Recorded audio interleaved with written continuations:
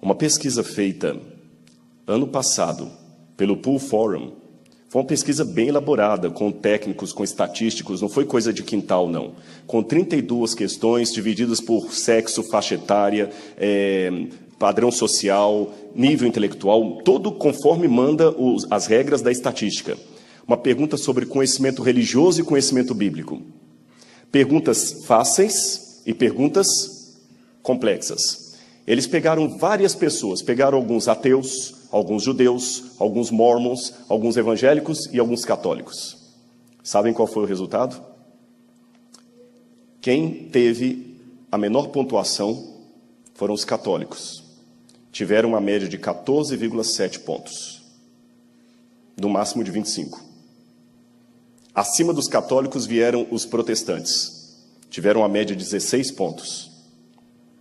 Acima dos protestantes vieram os mormons, com 20,3. Os adventistas estão entre os evangélicos. Os judeus tiraram 20,5. E no topo da lista, os campeões que acertaram o maior número de perguntas sobre Bíblia e religião foram os ateus, com 20,9. Nós, adventistas, estávamos no 16,0. Os ateus estavam no 20,9. Ateus estão conhecendo mais a Bíblia do que os jovens que vêm ao programa JA. E havia perguntas de todo sentido ali. Havia perguntas complexas, como, por exemplo, você sabe o que é transubstanciação? E havia perguntas simples, como, por exemplo, quem pregou o Sermão do Monte? E dos que se diziam cristãos, só 43% souberam dizer quem pregou o Sermão do Monte. Uma percentagem de 38% dos cristãos acreditavam que o Evangelho de Tomé fazia parte do Novo Testamento. Isso aqui é estatística, é pesquisa séria. Se nós fizéssemos uma pesquisa entre nós tiraríamos que nota? Você sabe por que você é adventista? Você sabe por que você discorda da pessoa que não é adventista? Você conhece como ele raciocina e por que você discorda dele, ou você apenas tem um preconceito e está acostumado a pensar assim? Por que você guarda o sábado e não o domingo? Por que você acredita que Ellen White é uma profetisa inspirada por Deus e Joseph Smith não é? Ah, pastor, desculpa, ninguém aqui é obrigado a fazer teologia. Eu não estou cobrando que você faça teologia, mas eu sei que se eu fizer um questionário sobre cultura inútil, muita gente tira 10.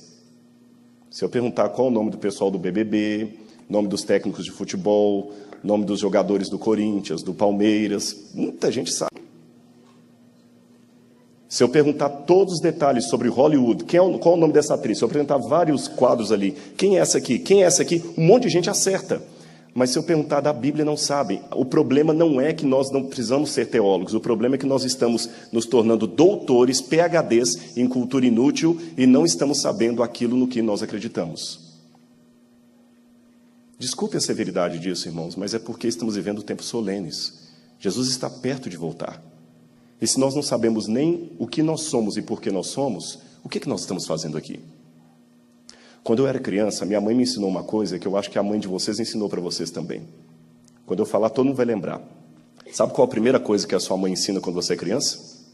Seu nome completo, nome dos seus pais e o seu endereço. Foi assim ou não foi? Não foi? Sua mãe é desnaturada. Por que a maioria das mães ensinam para você o seu nome completo, o seu endereço e o nome dos seus pais? Resposta óbvia: se você se perder, você sabe para onde? Voltar.